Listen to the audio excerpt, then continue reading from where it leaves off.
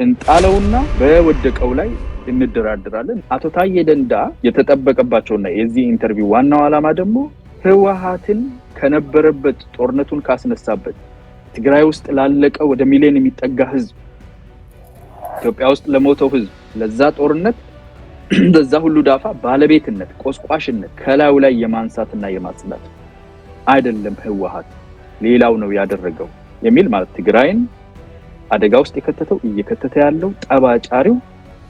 ቲፒኤልኤፍ እንዳልሆነ ጦርነት ቀስቃሹ ሰሜን እዝን መቺው ቲፒኤልኤፍ እንዳልሆነ ቲፒኤልኤፍን እጅ ደም ከላዩ ላይ እንደ ሄሮድስ እንደ ጲላጦስ እጁን ከደም ማጠብ ቲፒኤልኤፍ ደግሞ የሻቢያን እጅ ማጠብ እነሱ እጃቸውን ተጣጥበው ቆሻሻው እንዳለ የኢትዮጵያ ፌደራላዊ መንግስት የኢትዮጵያ መንግስትና የኢትዮጵያ ህዝብ ላይ እና በተቻለ መጠን ደግሞ ጠቅላይ ሚኒስትር አብይ አህመድ ላይ መዘብዘብ ይሄ ነው በቃ ዋናው ዓላማ። አሁን እየተሰራ ያለው ነገር ጽምዶ በለው በሚዲያ ላይ ወጥተህ ተኮልኩለህ የሚዲያ ሰላማዊ ሰልፍ በለው ምንም ነገር የሚሰራው በዚህ ላይ ነው። እንጣለውና በወደቀው ላይ እንደራደራለን እንነጋገራለን ነው የሚሉት።